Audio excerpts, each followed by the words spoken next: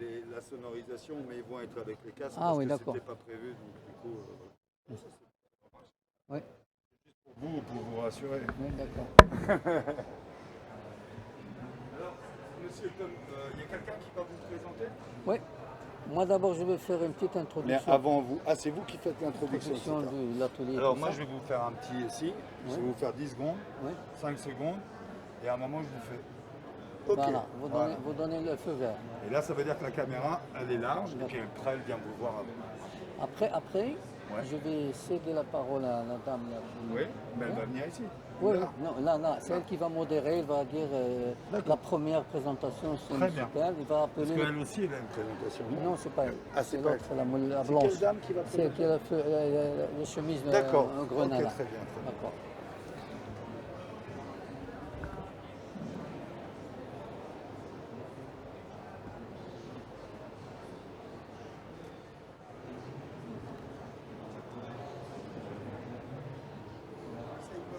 Oui.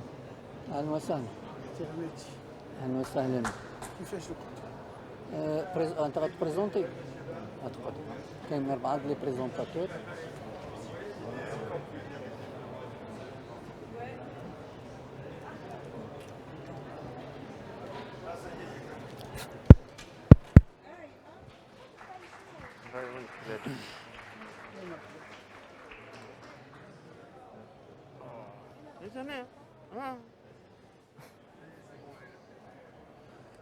خذوا السماعات. Les présentateurs. Madame, elle va présenter Madame Nice. Prenez une chaise là-bas.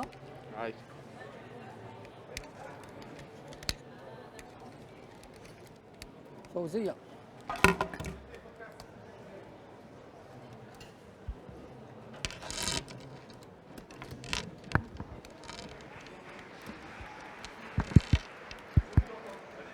Allez, oui.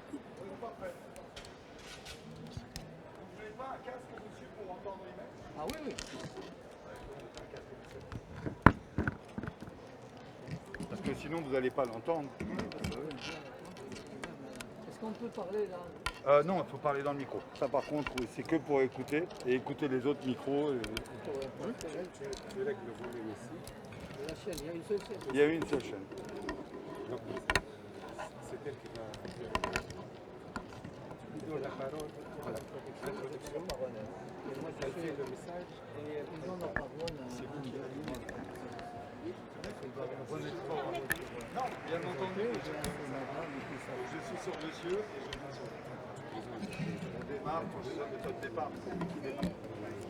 Vous pouvez aussi vous lever, je vais faire en sorte de... Voilà. Après, il va y avoir la personne qui est en...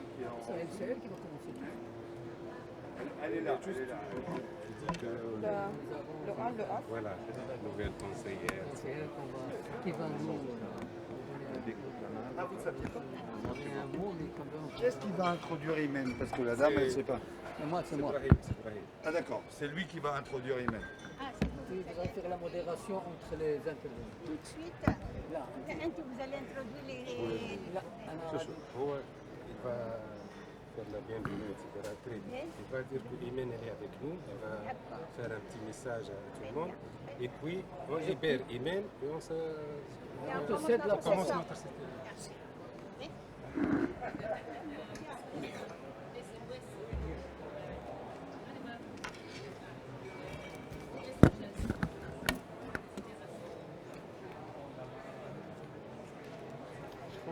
بس واللي لهم بس قاطعين فينا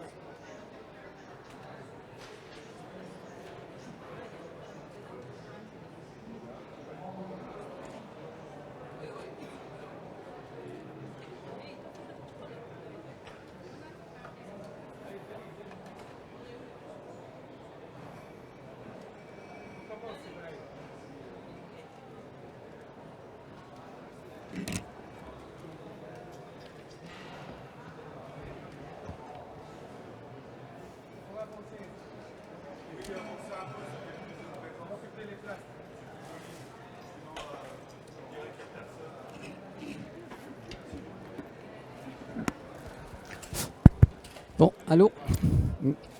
Oui. Vous m'entendez? D'accord. Bon, alors.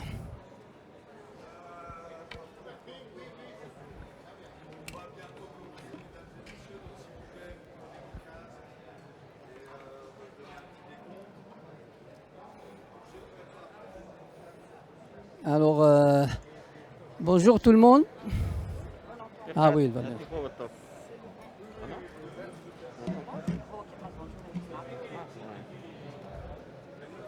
Il m'a dit ça. Pardon, j'ai... Oui, allô? Non, attendez.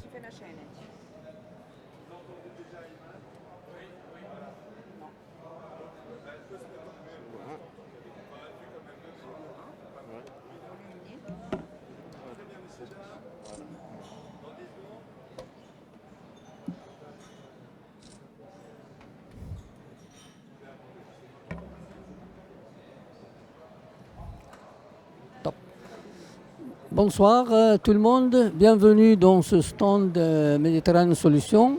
En tant que ma qualité de vieux de ce groupe, je suis parmi les très anciens de l'UCN dans l'Afrique du Nord. Alors par respect, mes collègues m'ont cédé cette mission de faire une introduction de cet atelier. Cet atelier a été initié à Bizerte en Tunisie en 2019. Il y avait une réunion régionale des membres, le forum, et nous avons opté pour organiser des événements, un side event ici pour les membres de l'Afrique du Nord. Tout le monde m'entend? D'accord. En Afrique du Nord, qui va prendre 3 présentations qu'on avait dit. Une sur la stratégie de la conservation des grandes antilopes en Afrique du Nord et le cas du Maroc et de la Tunisie. Le deuxième cas, c'est l'importance des oasis dans notre région de l'Afrique du Nord, qui sont des écosystèmes très fragiles, menacés. Et le troisième, c'est la résilience des forêts vis-à-vis du changement climatique et tout ce qui se passe. Mais avant de commencer, nous avons été aujourd'hui très heureux d'avoir réussi l'élection d'une candidate de l'Afrique du Nord. Nous regrettons beaucoup que le mandat passé, nous étions totalement absents parce que notre candidat n'a pas été élu, mais cette fois, on est très heureux et la démarche qu'on a entamée avec les Africains, avec l'Amérique du Sud, avec toutes les régions, pour un peu au moins sur les 6 candidats de l'Afrique qui étaient présentés en Afrique, au moins il y en a 4, dont un de l'Afrique du Nord. Et c'est ce qui est arrivé cet après-midi. On était très contents. Et parmi nous, il y a 7 jeunes candidates que nous souhaitons très bon succès dans sa mission pour les prochaines 4 années. Et elle sera bien encadrée parce qu'il sera certainement la collègue de la présidente de l'UCN qui était aussi nommée cet après-midi et qui était élue, et nous étions très fiers. Nous avons reçu beaucoup de félicitations pour avoir réussi l'élection de 2 dames de notre région. Il y a 3 dames même, je crois qu'il y a aussi une conseillère de l'Émirat arabe unis. Donc on aura 3 femmes arabes de notre région et c'est une fierté. Je pense que aussi, comme j'ai dit ce matin à Madame Razan, après le professeur Kassas qui était président de l'UCN vers les années 70, voilà 40 ans après, les Arabes reviennent aussi à la tête de cette union et c'est une fierté pour nous et surtout une femme placée au haut de l'Union internationale pour la conservation de la nature. Ce n'est pas parce que c'est une femme, mais c'est pour ses qualités. Toutes les femmes qui ont été élues, elles ont des qualités exceptionnelles. Et ça, c'est aussi honneur pour nous. Nos femmes aussi, bien sûr, elles sont parmi nous, mais toutes les femmes ont tous des qualités. Mais ces femmes qu'on a réussi à placer en conseiller régional et en la présidente de l'UCN ont aussi des qualités qui méritent ça. Voilà, je donne la parole à Iman. Félicitations d'abord, et puis on attend quelques mots de ta part, et surtout, je sais que on a eu tous les larmes aux yeux, mais c'était vraiment un honneur.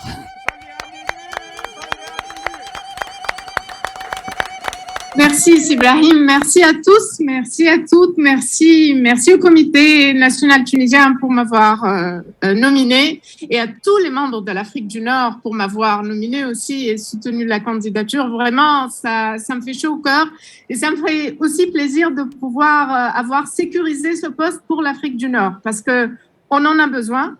On a besoin d'un poste au Conseil et on m'avait dit, j'attends les résultats, qu'on a le premier vote. Donc, on a de loin, on a assuré de loin, tant dans la chambre gouvernementale que dans la chambre des ONG. Et ça, c'est vraiment un témoignage à tous les efforts que vous avez faits aussi lors de la campagne. Et ça me fait vraiment très, très chaud au cœur.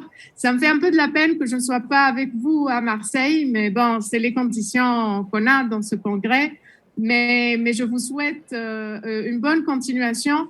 On a un congrès qui est difficile, on a des motions très importantes, on a des procédures un peu compliquées.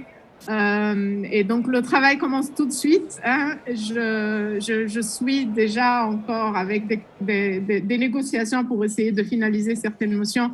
Mais ça me fait vraiment plaisir, mais ça me fait surtout plaisir qu'on a le poste de nouveau au Conseil de l'Afrique du Nord et qu'on a aussi des collègues de la Méditerranée, notamment l'Espagne, avec laquelle on a bien travaillé. Et je sais qu'il y aura un agenda méditerranéen très, très fort avec 3 conseillères méditerranéennes au Conseil. Donc, j'espère vraiment qu'on puisse renforcer ces liens. Voilà. Merci, bonne continuation. Inch'Allah, à très bientôt en personne.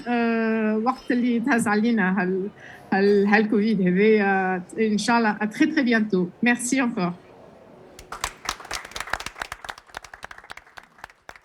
Voilà, c'est bientôt, vous nous manquez beaucoup, mais bientôt on sera ensemble et bonne chance, j'espère. Bah, tu vois, c'est ça l'inconvénient des jeunes, la jeunesse. Vous pouvez pas avoir tout, jeunes et tout. Bah, nous, on a eu le vaccin parce que le gouvernement s'inquiète pour nous parce qu'on est des vieux carcasses, mais les jeunes, il faut attendre. D'accord, alors à bientôt, hein, au revoir. Merci. Alhamdoulilah, à très bientôt. Bye bye. Alors voilà, après cette introduction, moi je vais laisser la parole à ma collègue Fauzia parce que c'est elle qui va modérer cet atelier. Comme nous avons 4 présentations, c'est elle qui va prendre le relais pour un peu diriger cet atelier. À vous, Fauzia. Alors bonsoir à tous, merci d'avoir répondu à notre invitation et resté très tard aujourd'hui, fin d'après-midi, fatigué. Merci beaucoup d'être là et avoir répondu à notre invitation comme je viens de le dire. Merci Sibrahim. Je reviens sur la candidature et l'élection de Imen. C'est une fierté pour nous tous, pour la femme tunisienne, pour la Tunisie et pour l'Afrique du Nord. Alors, je suis désolée s'il y a parmi les présents des anglophones. Alors, tout va se passer en français. Excusez-nous, je vous en prie. Alors, je commence par la première intervention, sans trop tarder. Elle va porter sur le renforcement de la résilience et de l'adaptation des écosystèmes forestiers de la région nord-africaine et le cas de la Tunisie. Elle sera présentée par notre chef de la délégation tunisienne, M. Sirhedi Chbili, et donc il est directeur général de la qualité de l'environnement et de la qualité de l'environnement et de la qualité de la vie au ministère de l'Environnement et des Affaires locales. Alors bien sûr, le sujet sur les forêts, on est en plein dedans suite au changement climatique. Alors il faut maintenant essayer de le gérer très tôt parce qu'on n'est pas du tout épargné et surtout c'est un écosystème qui est très très peu étudié. Alors, Sylhedi, vous avez la parole. Merci. Merci beaucoup, madame. Merci beaucoup, Sibrahim. Toutes mes félicitations à madame Imen, à madame Razen. Et c'est quelque chose de rassurant parce que, comme vous savez toujours, les dames ne sont pas faciles. Elles seront sévères dans cette phase un peu difficile pour la nature. Elles vont être sévères et on sera très content qu'elles soient sévères pour mieux protéger la nature. Surtout que notre région méditerranéenne est vraiment une région très vulnérable et sensible. Je ne me suppose pas expert. Vous êtes beaucoup plus expert que moi, chacun dans son domaine. Mais je vais essayer de partager avec vous quelques réflexions juste pour paver la route, pour faciliter un peu le chemin là où nous voulons aller. Comme vous savez tous, la Tunisie, pour Madame Melienne aussi, juste pour votre information, on a tout fait au ministère chargé de l'environnement pour qu'elle soit parmi nous. Mais pour des raisons vraiment sanitaires, du fait qu'elle a eu son premier vaccin le 8 septembre, le 8 août, oui. Son deuxième vaccin nécessite d'être fait dans 4 semaines. On a essayé que ce soit fait dans 21 jours. On a contacté tout le monde au ministère de la Santé. Certains étaient favorables, d'autres n'étaient pas favorables, mais crainte pour sa santé, on n'a pas essayé de pousser plus. Et malgré ça, elle est passée dans les élections, alhamdoulilah. Donc, je reviens à ma question pour les forêts tunisiennes. La Tunisie, comme vous le savez, est un pays à une surface un peu limitée. 163 000 km², 164 millions d'hectares, mais qui a des stages bioclimatiques très différents. Du nord au sud, on assiste d'un étage très humide de 1500 à 2000 mm par an, juste quelques dizaines de kilomètres après, ça descend jusqu'à 600 mm, juste quelques, peut-être 100 ou bien 200 km, ça descend à 300 mm, 100 ou bien 200 km après, ça devient moins que 50 mm. Et je vais vous dire une chose, j'étais responsable de l'élaboration des agendas 21 locaux dans les communes et j'avais avec moi une experte belge et nous étions à El Jem. Lorsqu'elle a connu qu'à El Jem, les précipitations étaient de 350 à 400 mm par an, elle a regardé dans la salle et elle a dit « Mais vous êtes encore vivant ?» Juste pour vous situer un peu la situation. Malgré ça, nous avons des forêts très importantes, des forêts très riches en biodiversité, faune et flore. Des forêts aussi qui ont une surface qui n'est pas très grande, environ 1,3 million d'hectares, mais il abrite presque le 1/10 de la population tunisienne, d'où l'importance et l'intérêt de ces forêts sur les dimensions sociales, économiques, culturelles et j'en passe pour dire le développement durable. Aussi, outre les forêts, nous avons des systèmes agricoles. Les oasis, on va en parler, les oliveraies, les zones où il y a les orangeries, etc. L'important, c'est que la Tunisie, malgré le manque de précipitations, elle est bien fleurie avec la biodiversité.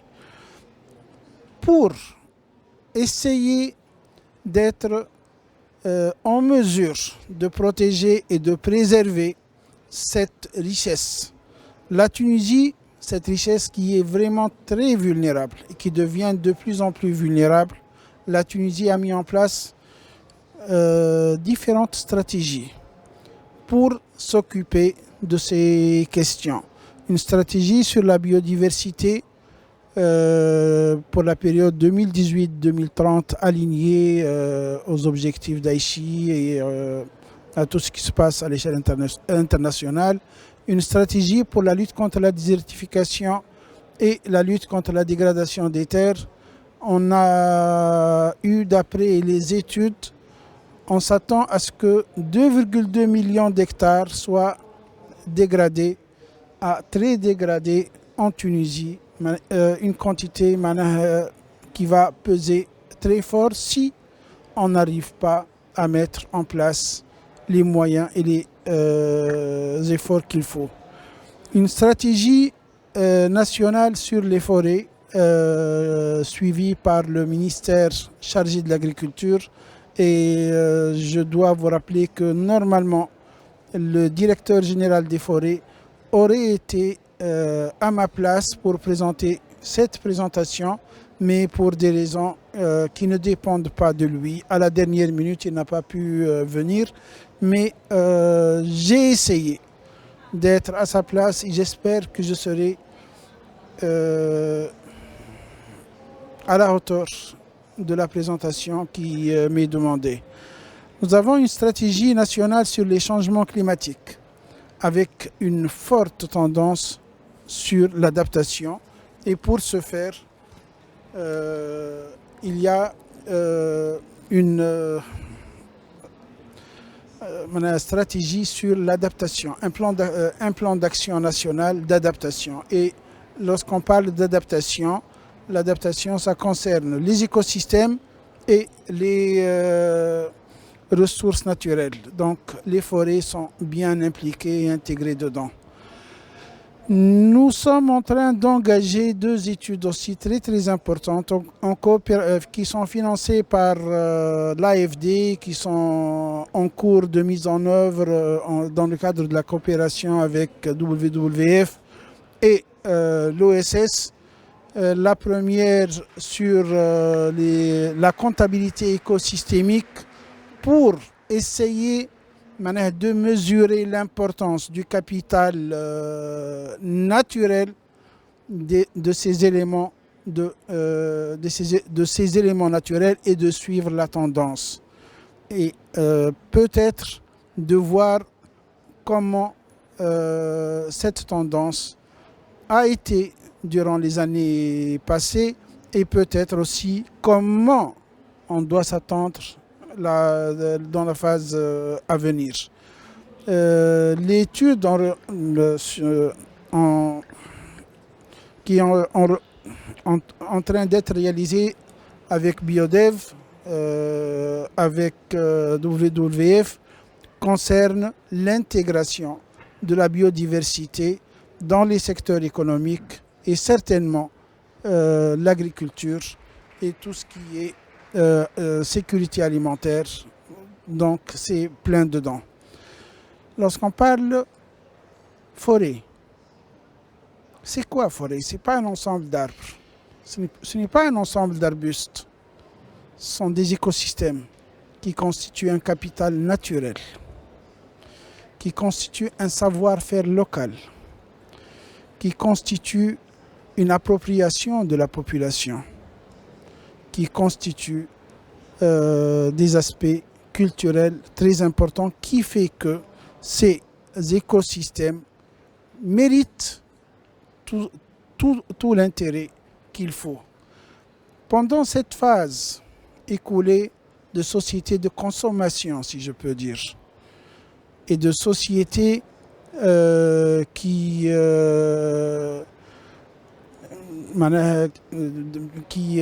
dans les villes, on a vu une forte extension urbaine qui a été en partie aux dépens des forêts, a été une des causes de vulnérabilité et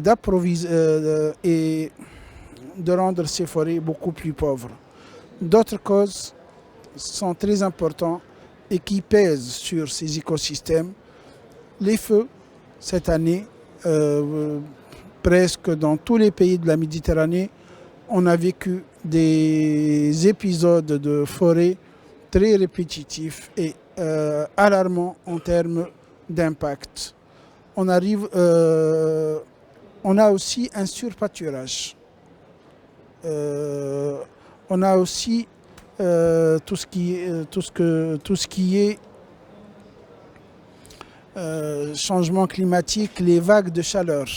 Avant, on parlait de température, hausse de température, mais maintenant, on est en train de vivre les vagues de chaleur. Vagues de chaleur pendant une période de quelques jours à quelques semaines, la température ne baisse pas et ça pèse énormément sur les forêts. Et sans oublier les comportements des humains.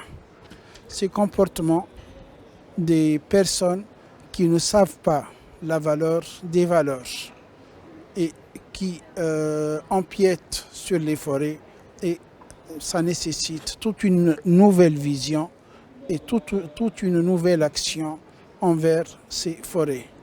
Pour parler de la résilience de ces forêts, on a besoin de parler ou bien d'avoir en tête quelques aspects très très importants. C'est que ces écosystèmes nécessitent une bonne restauration. Cette restauration tient en compte les richesses existantes, mais aussi intègre la nécessité d'avoir à l'esprit la dimension d'économie solidaire et sociale pour intégrer de façon directe et de façon continue les populations locales dans la protection de ces écosystèmes, sinon ça ne va pas marcher. De ce fait, on a besoin d'approches participatives qui intègrent à la fois les exploitants, les aménageurs et les autorités locales et les autorités régionales, du fait que c'est une richesse nationale, c'est un capital national. Lorsqu'on parle d'intégration des populations locales dans la gestion des écosystèmes forestiers, on a eu une petite expérience, mais malheureusement qui n'a pas trop avancé, c'est l'écotourisme. On a voulu à ce que les forêts deviennent un moteur de développement pour les populations locales en intégrant des circuits d'écotourisme qui intègrent soit une forêt, soit un ensemble de forêts pour que les écotouristes peuvent bénéficier de ces richesses, mais d'une façon réfléchie, d'une façon contrôlée et d'une façon qui répond aux besoins de l'environnement. Nous avons besoin des mesures d'adaptation. Comme on a dit, on a un plan d'action national pour l'adaptation qui nécessite de prendre en compte tout ce qui est besoin de protection, de préservation et surtout en capitalisant les savoir-faire locaux. Le dernier point qui est à mon sens très très important, c'est qu'il faut mettre en place un système de monitoring, de suivi et d'évaluation. Le nerf de la guerre, c'est les investissements. On a besoin d'investissements nécessaires pour la protection et la promotion de nos écosystèmes forestiers, parce que Comme je l'ai dit il y a quelques jours, normalement, d'après ce que j'ai appris, un dinar ou bien un dollar ou bien un euro en biodiversité apporte de 15 à 30. Donc, dépenser en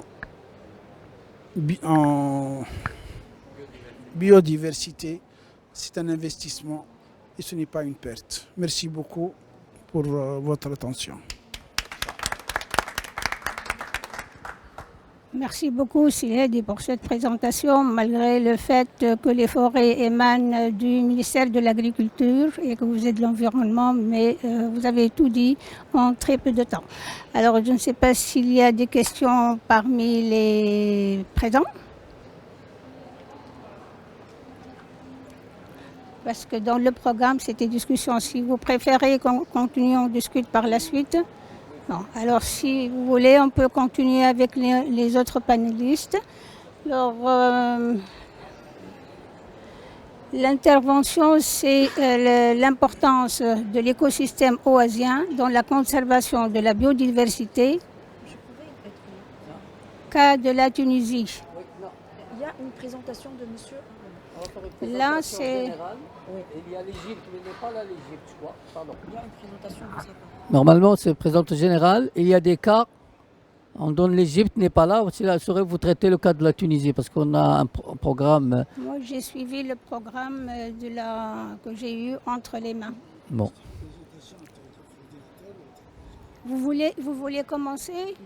Oui, parce que les cas nationaux, là, on va parler général, régional, et puis on passe. Bon, si, alors... Moi, je vais seulement faire une introduction, parce que je ne vais pas parler des oasis de chaque pays. Ok.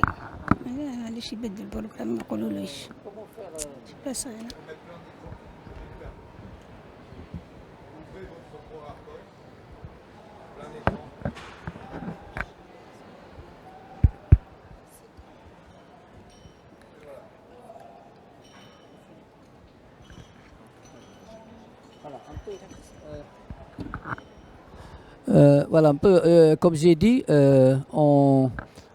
lors du forum, on a parlé de l'importance des oasis en tant qu'écosystème, mais aussi en tant que site menacé par la désertification et tout. Donc, on a dit qu'on va parler un peu de le rôle des oasis dans l'Afrique du Nord. Vous savez que les oasis ont été toujours des lieux de caravane qui passent dans le désert, et c'était les chemins de liaison entre les différents pays. Et voilà un peu les oasis qui existaient chez nous en Afrique, qui vont du Nil, la mer Rouge, jusqu'à l'Atlantique. Donc il y a des chemins, et que même certains, au début du XIIIe siècle, certains Arabes ont atteint l'Afrique du Nord par les caravanes qui venaient de la mer Rouge, du Soudan, et qui montaient. Donc voilà un peu ces réseaux de oasis, ce qui veut dire que les oasis sont toujours un berceau de mélange de culture et d'hospitalité sur les chemins des caravanes qui sillonnent le grand désert. Les oasis forment des hotspots très riches, avec l'avantage de renforcer les espèces rares et localisées dans ces sites perdus dans le désert. Les oasis ont l'avantage de concentrer une diversité biologique exceptionnelle, considérée de ce fait comme un dernier refuge des espèces vulnérables. Donc je ne vais pas un peu passer tout ça, mais il y avait aussi les oasis ont été ainsi pendant des millénaires des centres de rayonnement universel et de qualité supérieure, et leur modèle a été adapté et généralisé de proche en proche au reste du monde contemporain. L'écosystème oasien qui aux avant-postes universels de l'adaptation et la lutte contre la dégradation apparaît en effet comme un réel sélectionneur naturel des espèces. Donc voilà un peu une introduction. L'oasis constitue une forme de vie dans le désert où l'homme, l'animal et le végétal trouvent refuge, repos, fragile, où souvent la vie se manifeste au coucher du soleil brûlant pour laisser la place aux êtres vivants, l'îlot désertique le soir. Alors la vie humaine nomade et transhumain et des animaux dépend beaucoup de la disponibilité de certaines espèces végétales et de l'eau. Ce système tellement exploité, les ressources naturelles se trouvant actuellement en grande difficulté de leur résilience et de leur maintien. Donc nous avons choisi quelques exemples, mais je vais m'arrêter ici pour donner la parole à la Tunisie pour illustrer un cas d'étude. Il y a aussi l'oasis de Siwa que notre ami d'Égypte a proposé de l'exposer, mais malheureusement il n'est pas là. Et je m'arrête là et je vous donne la parole.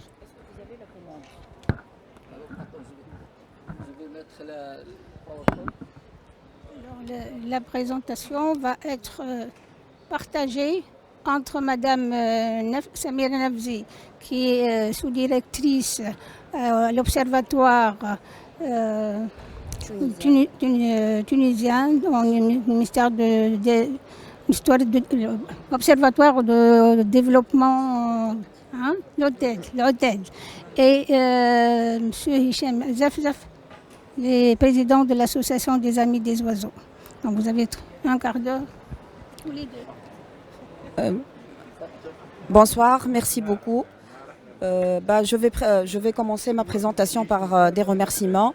Je remercie mes collègues du ministère des Affaires locales et de l'Environnement qui m'ont fait confiance pour intervenir lors de ce side event pour parler des oasis en Tunisie. Bien que ils sont plus compétents pour parler de ça, je les remercie pour ça. Je ne suis pas spécialiste non plus des oasis. Je ne vais pas me présenter d'une manière rigoureuse et scientifique. Je vais vous surprendre, chers amis, en vous disant que moi, je suis née un 20 mai, qui correspond à la journée internationale des abeilles. Donc, du coup, je suis très bien placée pour parler de la biodiversité. Et du coup, rappelez-vous de cette date, comme ça, vous m'offrez des cadeaux et on va fêter la biodiversité ensemble. D'accord? Est-ce que vous êtes d'accord pour ça? Voilà, tant mieux, c'est bien. Pour le prochain anniversaire, j'aurai des cadeaux. Alors, c'est juste parce que c'est la fin de la soirée et on aimerait bien que ça soit un peu interactif par rapport à ma présentation. En fait, je vais présenter la biodiversité en Tunisie en bref. Les oasis de Tunisie, un capital unique. Les enjeux de durabilité des écosystèmes oasiens. Et puis, un cas d'étude pour les projets et les efforts entrepris par la Tunisie pour sauvegarder et développer les écosystèmes oasiens. Biodiversité de Tunisie en bref, quelques chiffres clés que vous connaissez, que vous maîtrisez. Je ne vais pas m'attarder là-dessus. Alors, c'est la superficie, c'est vrai, Monsieur Hedishbili, on est un petit pays, mais on est un grand peuple en matière de réalisation et en matière d'amour pour la biodiversité et pour la verdure. D'ailleurs, je vous rappelle qu'il y a un grand chanteur égyptien qui nous a fait une chanson pour la verdure de la Tunisie un certain temps. Donc, autour de 2200 km de côte, y compris les écosystèmes, les îlots et zones humides, 1,4 million d'hectares de forêt, plus 4,4 millions d'hectares de parcours. Nous avons 17 parcs nationaux et 27 réserves naturelles, 41 sites Ramsar, 4 sites MAB et 3 sites inscrits sur la liste CIPAM. Alors, c'est aux environs de 7500 espèces, entre espèces animales et végétales, marines et terrestres. Les écosystèmes sont très diversifiés en Tunisie, du nord au sud, comme il a dit M. Hedishbili, des forêts, des parcours, des oasis, des zones humides, des îles et des îlots, des écosystèmes aquatiques, des montagnes, des steppes et des agrosystèmes. Alors, on dit que les oasis de Tunisie, c'est un capital unique. Moi, je vous conseille, je vous recommande quelque chose. Celui ou celle qui est en manque de manière de s'exprimer ou de trouver les mots exacts pour s'exprimer ou pour exprimer son amour ou pour rédiger une déclaration d'amour, alors allez-y, il faut passer quelques jours dans un écosystème tunisien. Comme il a dit monsieur, au coucher de soleil, c'est merveilleux. c'est un écosystème et un climat, un microclimat exceptionnel qui va vous encourager à formuler votre déclaration d'amour. Donc, qui est en manque de déclaration d'amour, qu'il aille passer quelques jours dans les oasis tunisiennes. Je vais pas m'amuser à vous raconter des trucs scientifiques sur la définition des oasis parce que vous êtes expert, parce que vous maîtrisez parfaitement la définition. Par contre, je vais vous dire que quelque part, c'est signe d'espoir parce que l'homme, un certain temps, il a créé à travers son ingéniosité un écosystème très particulier en tirant profit d'un minimum de ressources. Et il a créé cet agréable écosystème qui s'appelle Oasis. Donc, au milieu de rien, l'homme, il a profité de son intelligence pour faire ce couplage entre les ressources naturelles disponibles. Les fonctions des oasis, c'est une fonction culturelle, patrimoniale, historique, c'est clair pour la Tunisie, une fonction écologique parce que les oasis abritent une faune et une flore très diversifiées, une fonction sociale pour les habitants et les populations autochtones, une fonction récréative et une fonction de production à travers évidemment l'agriculture et principalement le tourisme. Voilà. Moi, je dirais que les systèmes oasiens tunisiens sont un laboratoire de mise en œuvre des ODD. L'ODD 2, l'ODD 3, bonne santé et bien-être, l'ODD 6, évidemment, eau propre et assainissement, l'ODD 7, énergie propre et accessible, évidemment, l'ODD 11, parce qu'il y a une certaine dynamique entre la ville et les oasis, particulièrement en Tunisie, l'ODD 12 et évidemment l'ODD 13 pour les changements climatiques et l'ODD 15 pour la vie terrestre. Localisation géographique des oasis en Tunisie, principalement 4 gouvernorats, Gafsa, Gebes, Gbelli et Touza.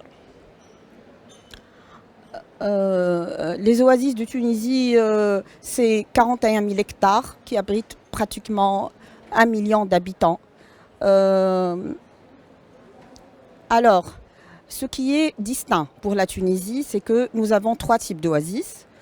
Des oasis littorales, de montagne et sahariennes. Nous avons les 3 types. Et le mode de gestion et d'exploitation des oasis diffère.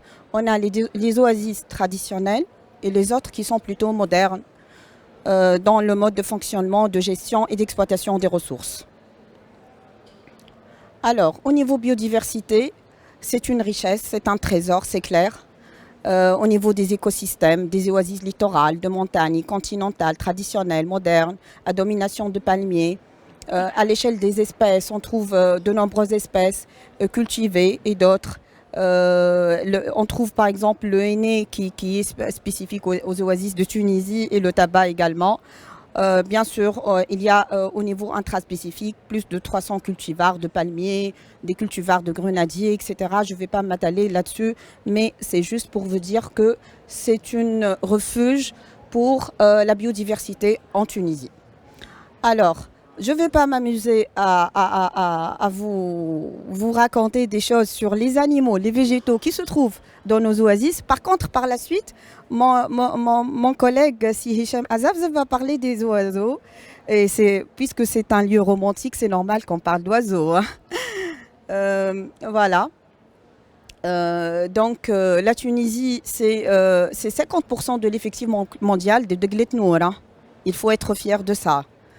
Un savoir-faire local enraciné dans l'histoire, un riche patrimoine aux expressions diverses.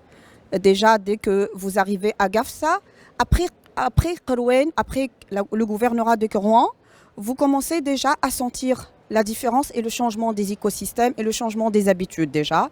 Donc, en arrivant à Gafsa, l'annonce des oasis se fait au niveau de Gafsa.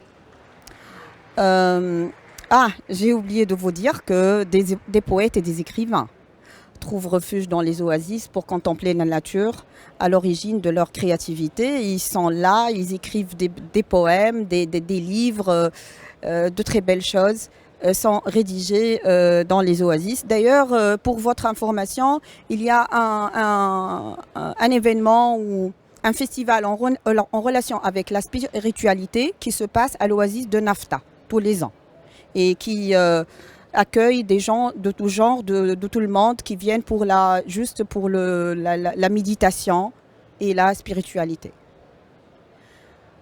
Alors, pourquoi les oasis de Tunisie sont uniques? On est inscrit sur plusieurs listes. Les zones humides des oasis de Kébéli et Chat Jrid sont zones humides d'intérêt international. L'oasis maritime de Guebs, qui est l'unique dans la Méditerranée, et Chat Jrid sont proposés pour leur inscription sur la liste indicative du patrimoine de l'UNESCO. Et l'oasis historique de Gafsa est classée CIPAM. C'est déjà quelques raisons et quelques arguments pour vous dire, pour vous montrer, pour vous confirmer que notre capitale, il est unique. Voilà une belle photo que j'ai mis pour vous. Il y en a de plus belles. Il y en a des plus belles, mais je suppose que vous êtes photographe et vous pouvez aller sur place pour avoir de belles photos des oasis tunisiennes. Alors, les enjeux de durabilité. Chaque écosystème qui est précieux, bien sûr, fait face à des enjeux de durabilité. Malheureusement, c'est la réalité des écosystèmes mondiaux et en particulier en Tunisie qui est hotspot de changement climatique. On est riche en biodiversité, d'accord, mais on est aussi hotspot de changement climatique comme tous les pays méditerranéens, malheureusement. Alors, c'est surtout la surexploitation des nappes, c'est surtout l'habitation anarchique qui avance. Aux oasis. On trouve ça à Touzr, par exemple, à Gafsa. C'est remarquable comme phénomène, l'urbanisation, etc., qui n'est pas fait d'une manière durable parfois. C'est ça le problème. L'inadéquation des cadres institutionnels et réglementaires. D'après mes informations, il n'y a pas une seule loi spécifique au système oasien.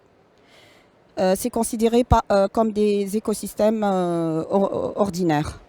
Alors, il y a une absence d'une vision intégrée pour le développement des écosystèmes oasiens.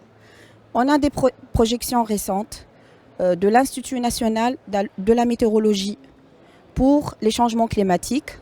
Je vous invite à visiter le site de l'Institut national de la météorologie. Des projections qui sont faites selon les modèles évidemment du GIEC. Donc on est un pays qui est exposé à la diminution des précipitations, à l'augmentation de la température et au nombre d'événements extrêmes et d'inondations, de canicules, de jours de canicule, etc. Donc on est un pays malheureusement qui est très bien et fortement exposé aux effets du changement climatique. Ce sont les dernières projections de notre Institut national de la météorologie. Alors, une gestion durable des systèmes oasiens, c'est surtout quoi? C'est surtout l'adaptation des systèmes oasiens au changement climatique, c'est l'allègement des pressions exercées sur les ressources en eau, surtout. C'est la préservation de la biodiversité, c'est sûr et clair.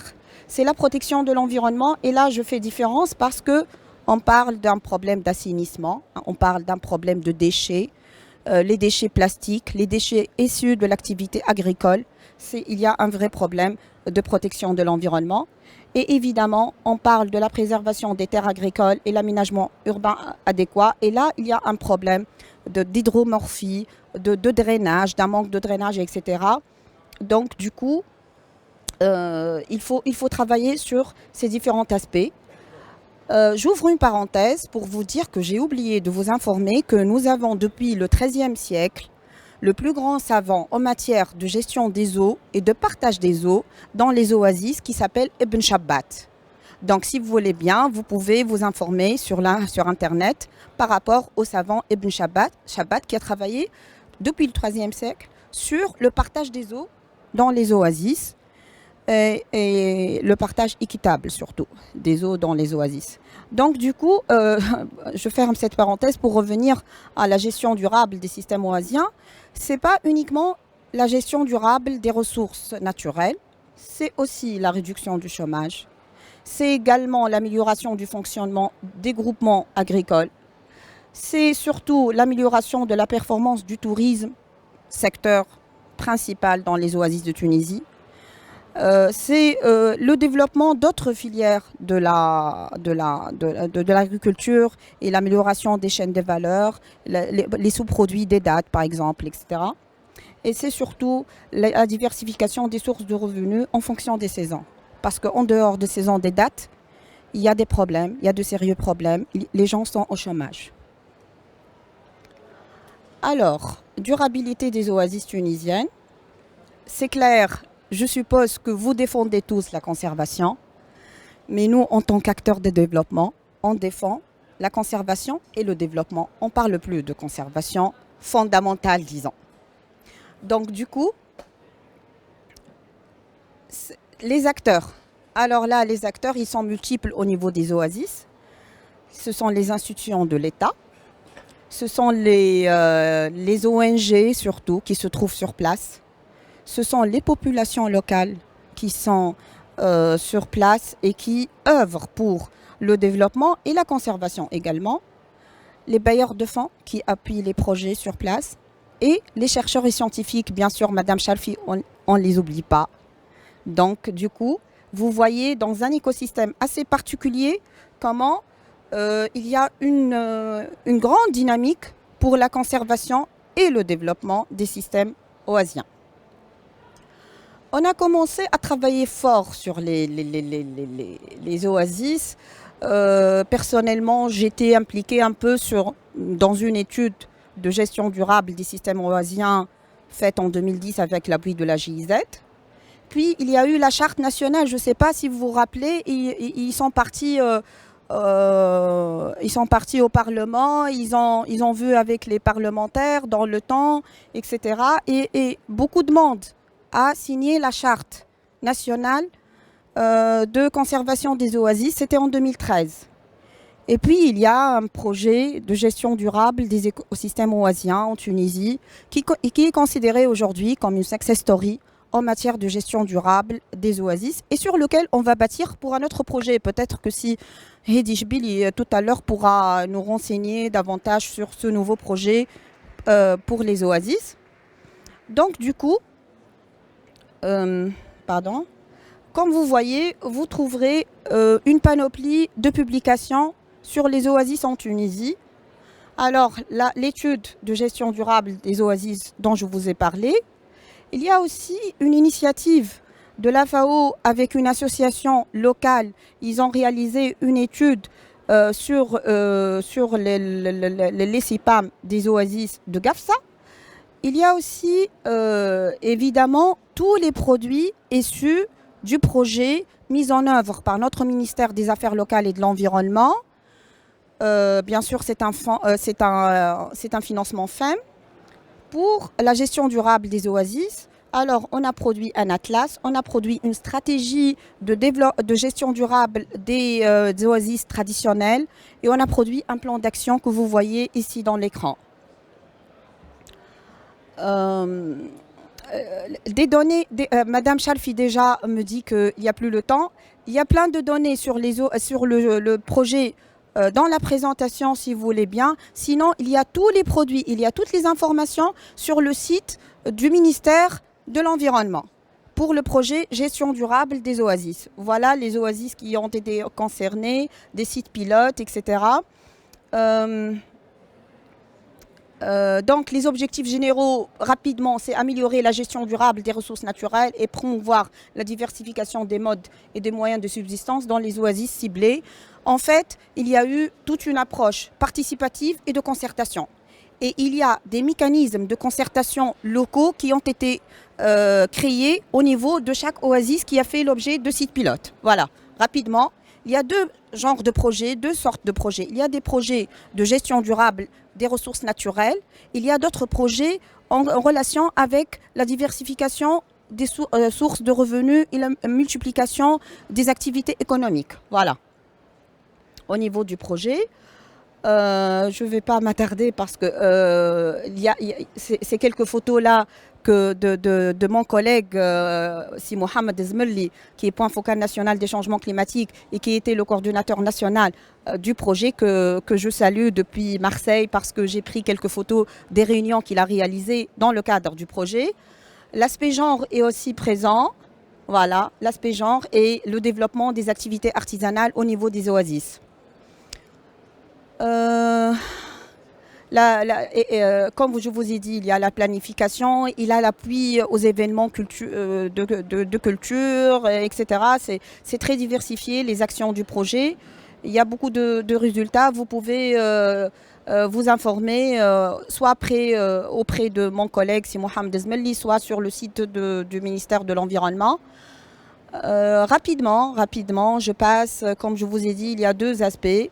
Il y a l'aspect gestion durable des ressources naturelles, mais il y a d'autres aspects en relation avec les populations locales et en relation avec la diversification des sources de revenus. Alors, j'arrive à la fin, enfin, pour vous dire qu'est-ce qu'on peut faire ou plutôt quels sont les critères et les conditions pour la sauvegarde de notre trésor. D'ailleurs, ce n'est pas un trésor national.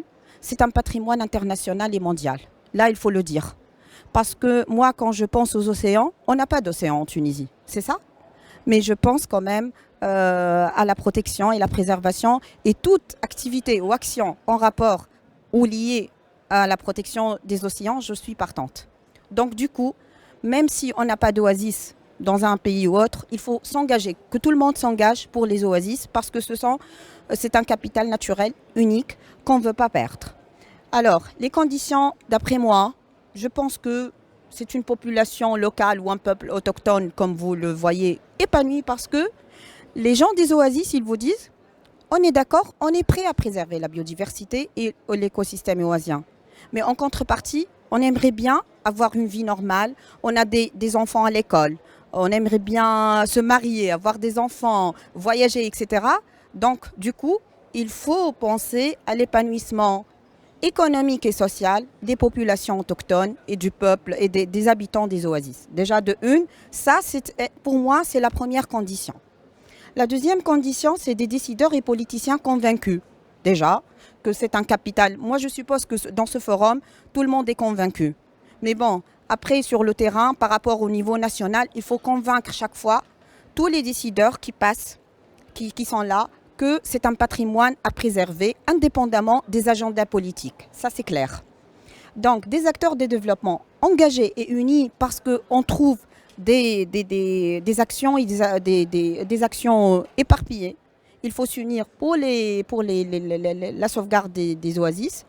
Une société civile diversifiée et innovatrice surtout. Des chercheurs, Madame Charfi, motivés parce que je sais qu'au début de ce forum, vous m'avez dit qu'il n'y a pas assez de financement pour faire de la recherche à propos des différents écosystèmes. Il faut des chercheurs motivés. La Tunisie est riche en chercheurs, femmes surtout, comme vous le savez, mais il faut les moyens pour qu'ils soient ou qu'elles soient engagées dans des travaux de recherche au niveau des oasis également. Et là, je regarde notre journaliste qui nous a accompagnés dans la délégation et dont nous sommes fiers pour dire que des médias et notre journaliste femme, d'accord, des médias et communicateurs bien informés pour informer. S'ils n'ont pas l'information, ils ne peuvent pas informer. On ne peut pas leur demander de créer l'information pour la faire passer, c'est clair. Donc, des médias et communicateurs bien informés pour bien communiquer.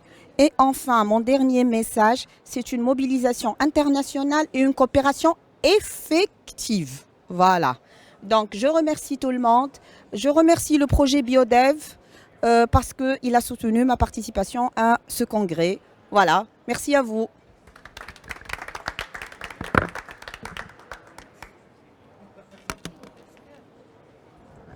Merci. merci Madame Nafsi pour cette belle présentation. Alors, Hichem, je crois que ne vous allez pas laisser beaucoup de temps. Merci, merci madame. Il est sur le bureau. Attends, c'est celui-là. Ouais, c'est celui-là.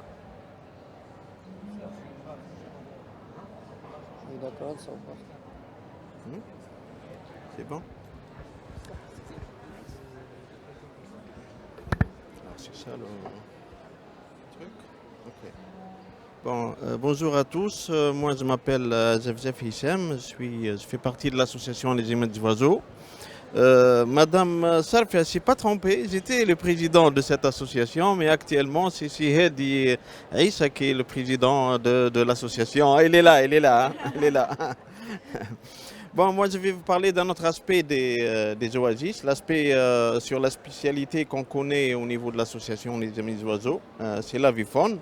Et notre vision de l'importance de ces oasis au niveau de la conservation de la biodiversité et spécialement la conservation des oiseaux. Avant de parler des oasis, j'aimerais vous présenter un petit peu notre association. C'est une association qui a une vision et une mission. La vision, c'est que la Tunisie devient un pays où la population humaine vit en harmonie avec la nature et gère les ressources naturelles de manière durable et équitable. C'est quelque chose qui est vraiment très difficile à faire. Et notre mission, c'est bien sûr étudier, protéger les oiseaux sédentaires, migrateurs, ainsi que la biodiversité et les milieux naturels dans lesquels toute cette biodiversité vit. Alors tout ça, on le fait à travers, bien sûr, un domaine de travail qui est sauver les espèces, conserver les sites et les habitats, assurer la durabilité et reconnecter les gens avec les milieux naturels parce qu'on sent que vraiment on s'éloigne de plus en plus de nos milieux naturels. Bien sûr, on a des programmes qui sont mis en place au niveau de l'association qui sont le suivi des zones humides des oiseaux d'eau, les oiseaux migrateurs et voies de migration, oiseaux marins et les milieux marins, hommes, oiseaux et nature, les menaces directes sur les oiseaux, on peut en parler après si vous voulez. Bon, tout ça, bien sûr, avec des programmes transversaux qui sont connus par tout le monde, la sensibilisation, le plaidoyer, le contact avec les politiciens, la communication et le réseautage, ainsi que la collaboration internationale. On travaille avec beaucoup d'entités au niveau international. Et je pourrais ajouter que là-haut, elle représente BirdLife en Tunisie. Bien sûr, on est membre de l'UCN.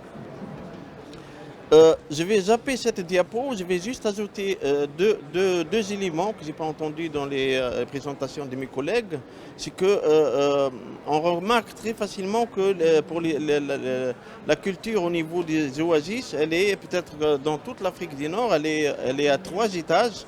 Alors il y a les palmiers, il n'y a pas seulement les palmiers, après il y a les arbres fruités et après il y a toutes les végétations qui sont plantées et ça permet d'attirer beaucoup de biodiversité parce que ça c'est combiné avec de l'eau, ça attire les insectes et les insectes ça attire les oiseaux, les oiseaux ils sont attirés par d'autres animaux et ça crée cette dynamique de biodiversité. Pourquoi nous, on s'intéresse comme association Les Amis des Oiseaux aux oasis et on en parlera de certains d'entre eux un peu plus en détail.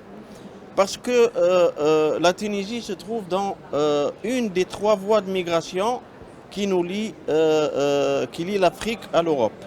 Et nous, on est dans la voie centrale de migration. Comme vous savez, il y a une voie qui passe par le Maroc, l'autre passe par la Tikri.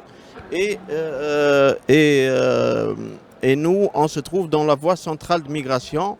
Il y a des milliers d'oiseaux qui passent à travers la Tunisie en 2 fois au mois. La migration de printemps et la migration d'automne.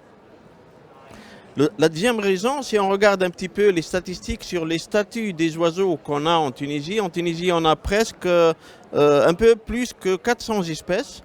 On se rend compte que la majorité de ces espèces, ils sont des espèces migratrices, que ce soit des espèces qui migrent pour venir rester en Tunisie pour hiverner ou pour se reproduire, ou des espèces qui traversent seulement la Tunisie, ils font des escales en Tunisie et ils traversent le désert, ils partent vers d'autres pays au Centrafrique. Bien sûr, ces statistiques ils sont sorties d'un livre qui a été publié en collaboration avec d'autres partenaires et qui reflète un petit peu toutes les informations par rapport aux oiseaux qu'on peut voir en Tunisie. Il recueille un petit peu toutes les observations qui ont été faites depuis 1905 jusqu'à 2014. Après, on a fait une autre mise à jour qui complète un petit peu les nouvelles observations. Les oiseaux, pourquoi ils migrent? Essentiellement, j'ai trouvé cette citation un petit peu qui a attiré mon attention, que j'ai voulu partager avec vous. Bon, il y a plusieurs raisons pourquoi les oiseaux migrent, mais l'essentiel c'est ça. La migration des oiseaux, c'est une affaire d'estomac. Parce qu'ils ne trouvent plus de nourriture en Europe, ils doivent migrer pour aller en Afrique, là où ils trouveront de la nourriture.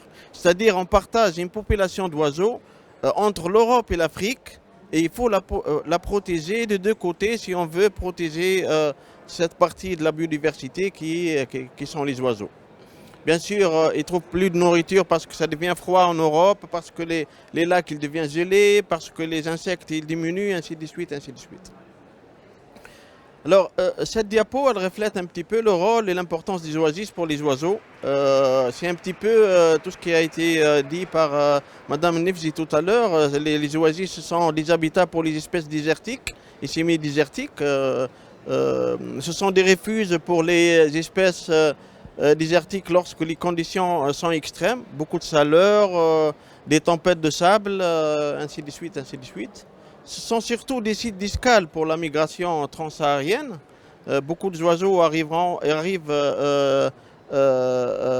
à récupérer suite à la migration parce qu'ils ont trouvé des oasis. Et on va parler tout à l'heure d'un cas concret qu'on a vécu suite à une étude de migration de certaines espèces d'oiseaux. Et ce qui est très important, c'est aussi que ce sont des sites d'hivernage de beaucoup d'espèces d'oiseaux d'eau.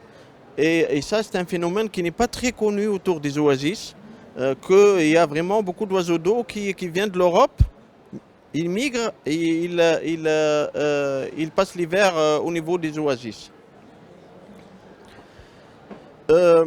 Ici, je représente un petit peu, nous on a un petit peu visité tous les gouvernorats où il y a des oasis, les gouvernorats qui ont été cités par Madame Nefzi, et on a concentré notre travail sur le gouvernorat de Gbeli, parce qu'on a trouvé qu'il y a peu d'oiseaux dans les autres oasis, au moins peu d'oiseaux d'eau dans les autres oasis. Et là, on s'est concentré sur les oasis de Gbeli, qui sont 19 oasis sur lesquels on a fait nos suivis et nos recherches. Ce sont des sites d'hivernage d'oiseaux, des sites d'escale, comme je disais tout à l'heure. Ici, vous voyez que c'est une photo un peu plus rapprochée. Là, c'est l'oasis. Et là, c'est une zone humide. Et toute cette eau, elle est là parce qu'il y a de l'irrigation dans les oasis. Alors, s'il n'y a pas d'irrigation dans les oasis, s'il n'y a pas d'activité agricole, s'il n'y a pas d'activité humaine, on va perdre toute cette zone humide. Et l'irrigation, elle est pour les palmeraies, pour les arbres fruitiers, ainsi de suite, et pour tout ce qu'ils cultivent au niveau des oasis. Mais elle est aussi faite pour un peu drainer la salinité qui se trouve dans la terre pour réduire la salinité et avoir une production plus importante. Et ces zones humides-là, ils sont un peu partout autour des oasis. Les propriétaires se mettent d'accord sur la dépression, quelle est la dépression la plus importante près de l'oasis. Parfois, elle est au milieu de l'oasis et tous, ils convergent les canaux d'irrigation vers cette zone et ça se remplit, ça devient vraiment une zone humide très importante. Je vous présente un petit peu quelques chiffres par rapport aux oiseaux. Là, on va parler des oiseaux d'eau. On a observé jusqu'à maintenant près de 90 espèces d'oiseaux d'eau qui passent l'hiver au niveau des oasis tunisiennes. Les effectifs, ils ont atteint, et là on parle seulement du gouvernorat d'Ekbili, hein. Les effectifs, ils ont atteint parfois jusqu'à 10 000 oiseaux d'eau qui hivernent au niveau des oasis de Gbeli. Et vous voyez, bon, c'est pas vraiment stable, mais vraiment ça reste quelque chose d'important. Mais surtout que les oasis hébergent cette espèce d'oiseau d'eau qui est la sarcelle marbrée, qui est sur la liste rouge de l'UICN. Et les effectifs, ils sont très importants au niveau des oasis. Nous, on contrôle pratiquement toutes les zones humides au niveau de la Tunisie en janvier. Pratiquement 99% de sarcelle marbrée, elle est concentrée dans le sud tunisien et elle est au niveau des oasis, dans les zones humides oasiennes. Et les chiffres qu'on a atteints, par exemple en 2010, avoir près de 5000 individus, c'est très important même pour la région de l'Afrique du Nord, parce que la population qui a été estimée pour l'Afrique du Nord, elle avoisine un petit peu ce chiffre-là, et qui ouvre d'autres questions et d'autres demandes de recherche par rapport à cette espèce au niveau de l'Afrique du Nord et en Méditerranée. Je vais vous parler d'un exemple assez rapidement qu'on a vécu. On a fait 2 compagnies de bagages à 90 km. La première compagnie de bagages, on l'a fait au sud de Satezrid, dans une oasis qui s'appelle l'oasis de Ridma. On a attrapé les passereaux. Ce sont des passereaux migrateurs qui traversent la Tunisie. Ils se reposent en Tunisie et ils traversent le Sahara et ils partent vers d'autres pays et ils retournent. Au printemps, les oiseaux ils sont en train de monter. On a attrapé des oiseaux au niveau de Ksar Ghilen. On a mesuré la déposité de graisse. C'est comme un réservoir pour une voiture. Les oiseaux ils se remplissent en nourriture avant la migration. Et ils ont un point à ce niveau-là qui se remplit de graisse. Et il suffit de souffler lorsque tu as l'oiseau entre la main. Tu souffles sur l'oiseau et tu as une forme de graisse jaune qui devient visible. Alors, elle est estimée de 1 à 5, l'échelle. Les oiseaux arrivent ici avec... Tous les oiseaux qu'on a attrapés, ils étaient avec une déposité de 1. On a fait 90 km pour arriver à l'oasis de Ridma. Et la déposité, elle est devenue 3 à 5. Tous les oiseaux qu'on a attrapés ici, ils avaient une déposité 3 à 5. Ça veut dire les oiseaux, ils arrivent fatigués, on les voit fatigués, et ils n'ont pas mangé, et ils vont chercher de la nourriture au niveau de la première oasis qu'ils vont trouver lorsqu'ils sortent du désert. Dans notre cas, c'est Ksar Ghilen, et ils doivent trouver de la nourriture à ce niveau-là. Ces 90 km, ils peuvent leur coûter la vie parce qu'ils n'ont pas trouvé de nourriture au niveau de Ksar Ghilen. Ça, c'est un exemple qu'on a vécu. On a fait quelques publications là-dessus. C'est-à-dire, c'est très important que ces oasis restent actives. Malheureusement, il y a beaucoup de parcelles au niveau de, par exemple, l'oasis de Ksar Ghilen qui sont pratiquement morts parce que les gens ne veulent plus travailler. C'est difficile pour eux. Ils cherchent un autre type de travail, un travail plus facile, et on est en train de perdre certains de nos oasis. C'est le dernier diapo. Alors, nos recommandations, c'est d'assurer l'intégrité de fonctionnement et de la durabilité des réseaux d'oasis, parce que c'est un réseau réellement. Restaurer et favoriser les jardins oasiens pour plus de biodiversité. Parce que, comme je dis, les jeunes, ils veulent plus travailler leur terre et ils veulent chercher un travail plus facile. Les parcelles qui restent actives, par exemple, au niveau de Ksar Ghilen, ils sont ou pour le tourisme, périodiquement, ou il y a des gens adultes qui restent parce qu'ils aiment leur terrain et ils veulent rester là. Améliorer le sol par les méthodes traditionnelles qu'on connaît, préserver les zones humides oasiennes, ils sont très importants, et développer des activités économiques durables qui respectent la nature. Et merci pour votre attention.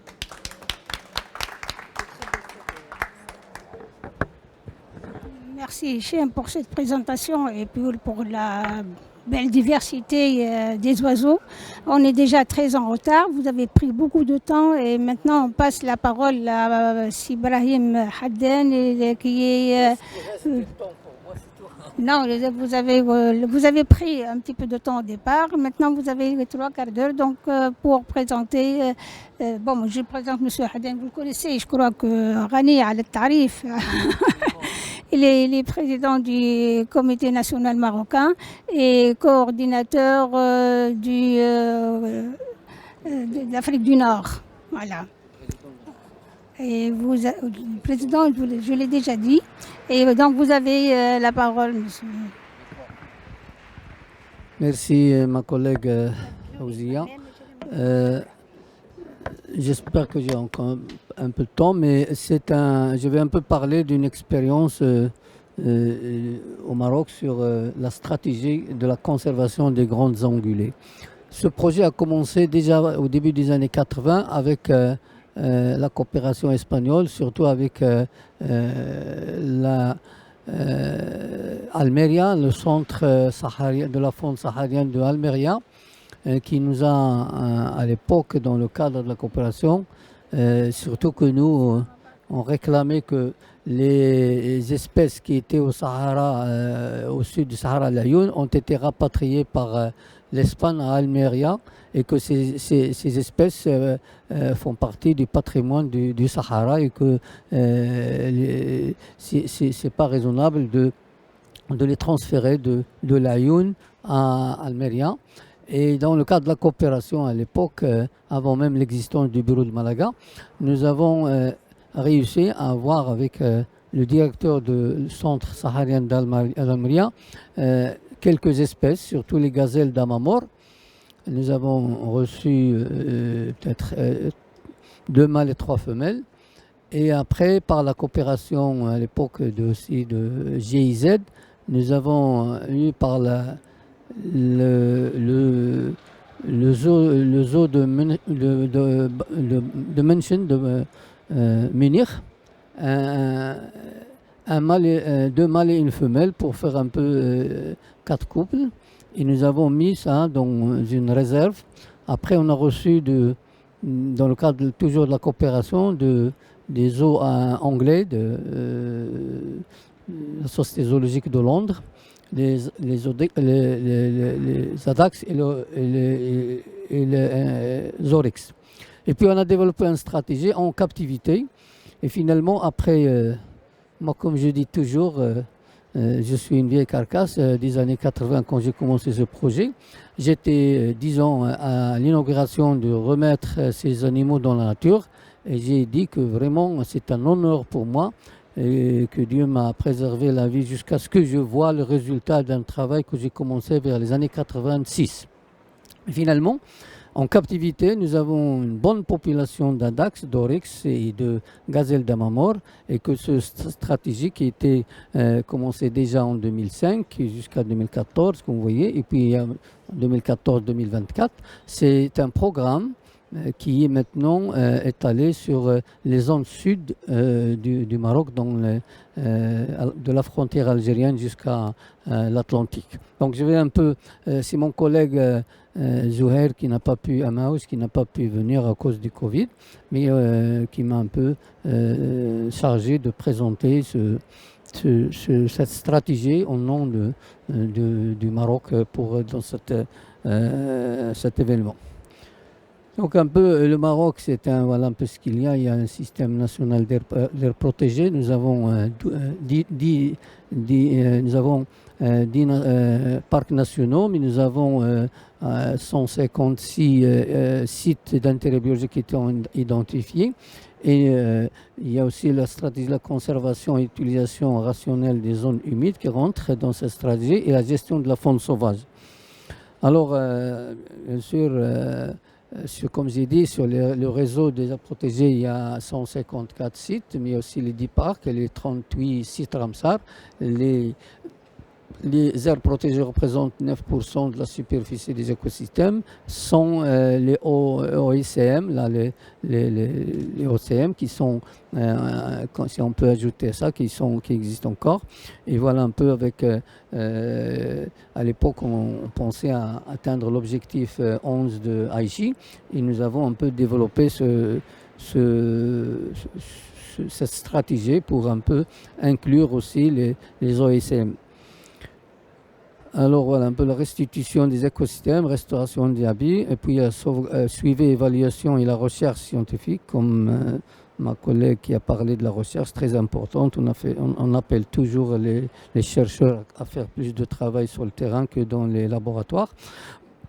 La valorisation du patrimoine naturel culturel et le programme d'éducation environnementale qui est très important et que le département des eaux forêts maintenant essaye de faire des conventions avec les ONG, la société civile pour mener ce programme d'éducation au niveau des parcs nationaux, au niveau des zones humides parce que c'est une mission que l'administration ne peut pas accomplir toute seule. Il faut peut-être céder ça à la société civile qui ont plus de capacité, plus de mobilité, plus d'activités sur le terrain.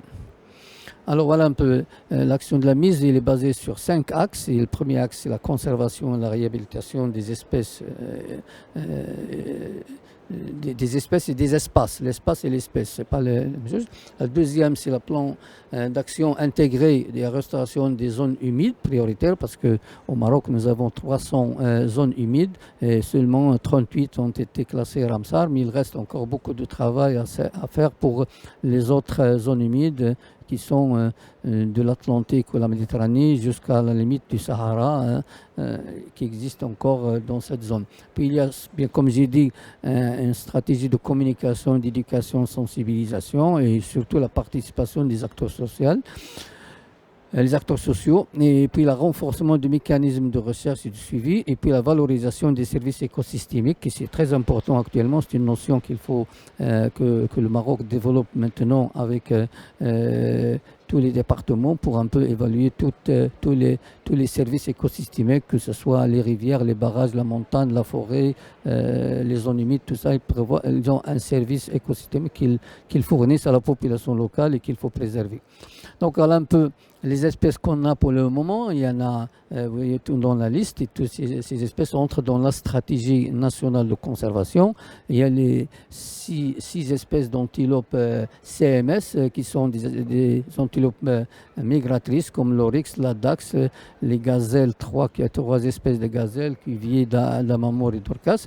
Mais aussi on a le cerf de Berbérique, et je remercie ici le gouvernement tunisien qui nous a aidé à recevoir cette espèce, la sous-espèce, vers les années 90, quand j'étais directeur du jardin zoologique. J'ai été à Tunis et on a attrapé à la frontière algérienne, c'est une dizaine de cerfs qu'on a mis en captivité au jardin zoologique de Rabat. Et puis on a maintenant 3 grands lots qui sont dans la nature, dans le moyen Atlas et vers la frontière algérienne, on a encore une colonie là.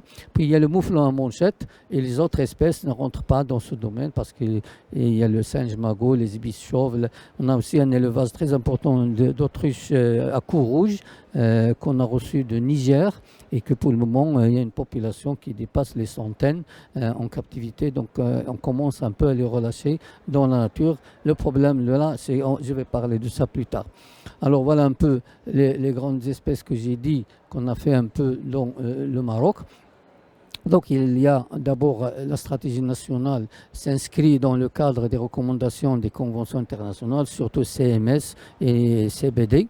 Et puis un cadre de référence pour accomplir la vision de conservation des ongulés au Maroc a été établi. Et ce cadre d'environnement a permis de faire une étude nationale des ongulés avec la commission des espèces de l'UCN qui nous ont aidé un peu à faire une étude nationale sur de ces ongulés. Donc vous voyez un peu les 6 ongulés qui sont dans le programme.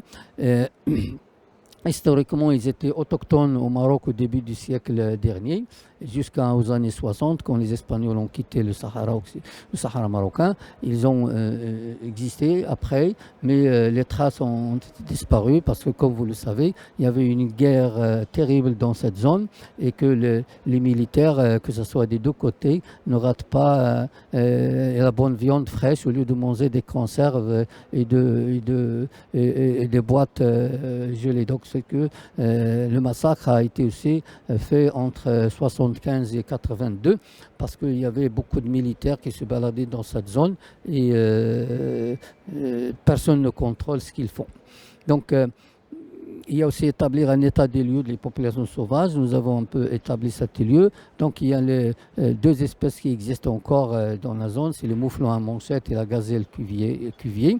Mais les autres ont été exterminés, que maintenant le département des forêts ou le gouvernement marocain a fait un planning de réintroduction dans ces zones.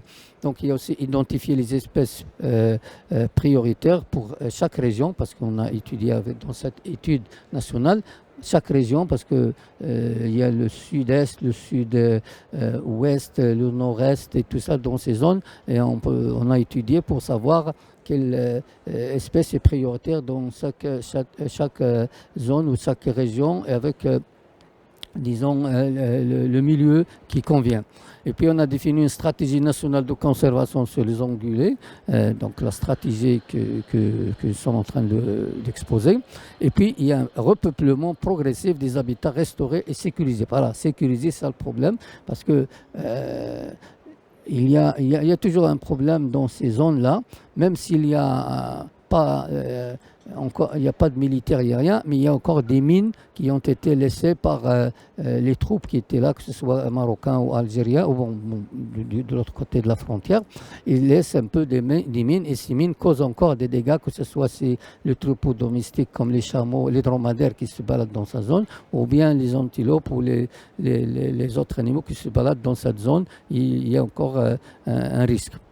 Donc alors, les espèces sauvées et leur habitat, les espèces sauvages et leurs habitats se maintiendront dans un état de conservation favorable. Donc voilà un peu une des conditions. Et puis que le Maroc est un peu leader pour la conservation de la Dax, l'Oryx, la gazelle d'Amamor et les gazelles d'Orcas et Cuvier, grâce à un capital de population préparé ou construit, et qui commence à réintroduire dans des nouvelles aires protégées.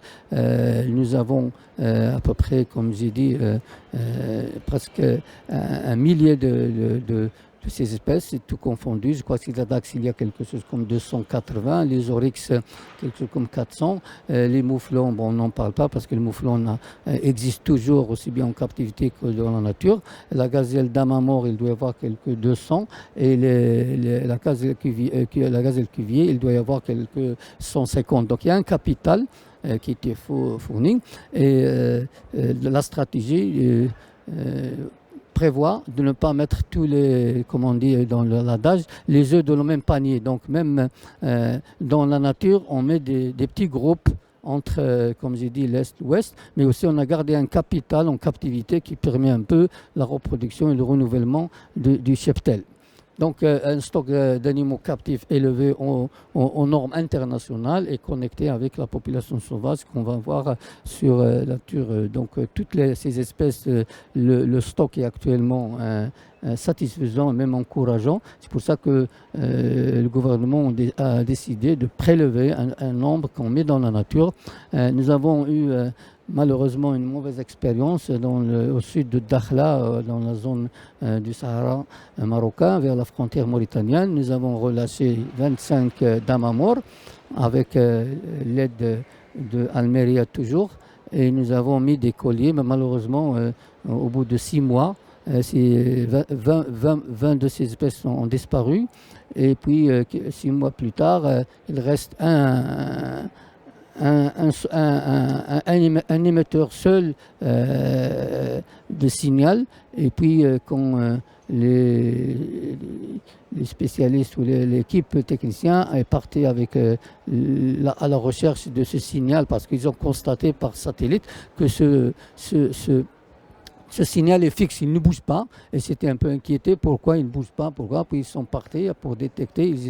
Le collier était là parce que l'animal a été abattu et le collier était arraché et jeté. Puis, donc, ça, il y en a encore, comme je dis, la sécurité n'est pas très bonne dans cette zone.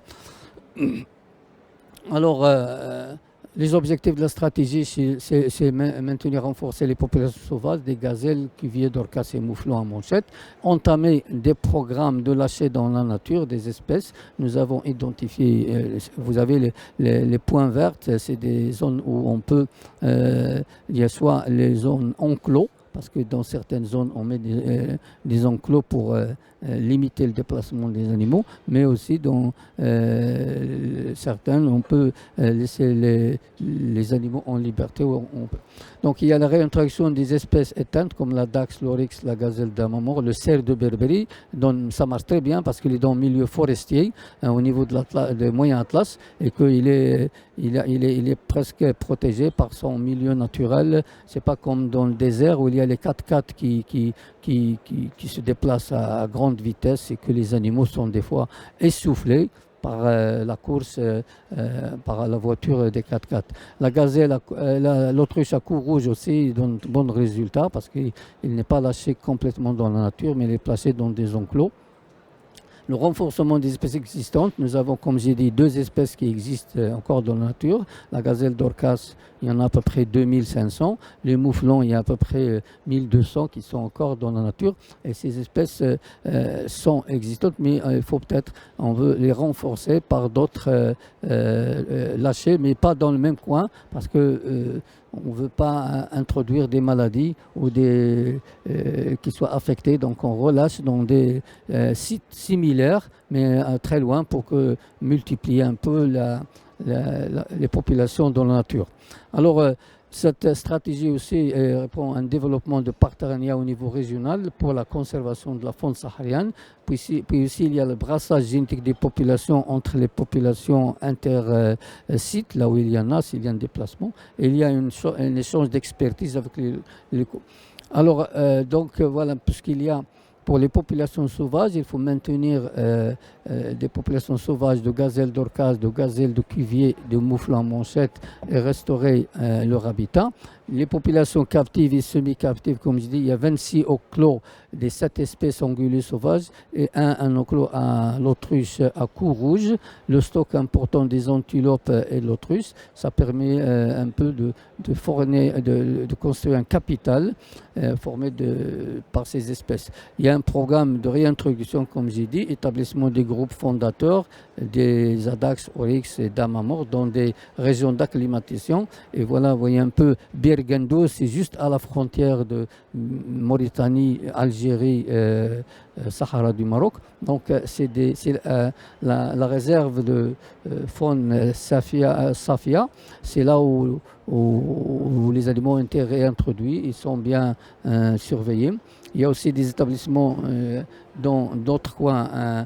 Dans la station d'acclimatation de Msissi, ça c'est vers la frontière algérienne, mais vers le nord du Maroc, vers Figuig. Je ne sais pas si je peux monter, mais c'est bon, c'est pas l'essentiel. Ça fait que non, la frontière vers Figuig, c'est le Maroc réel, c'est pas le Maroc saharien. Non, là de l'autre côté, voilà, vers là. Donc ça c'est parce que il y a le Maroc réel et le Maroc qui est contesté. Donc, c'est ça, Msissi, c'est une zone un peu protégée.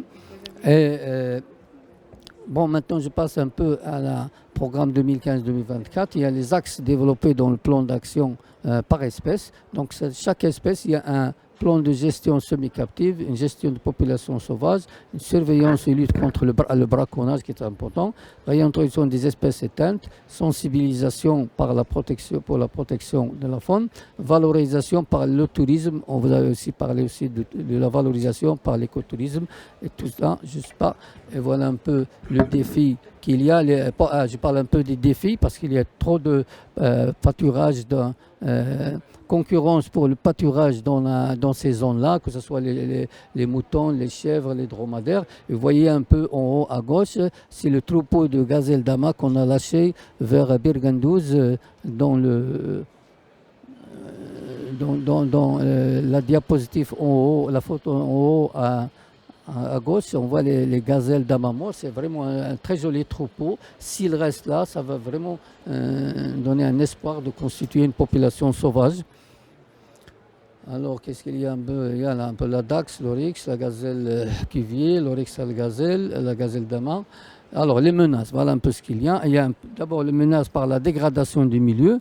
Il y a aussi la menace, l'autre menace, c'est surtout le braconnage.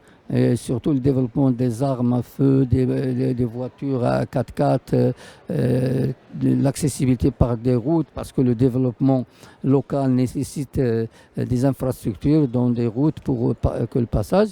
Alors,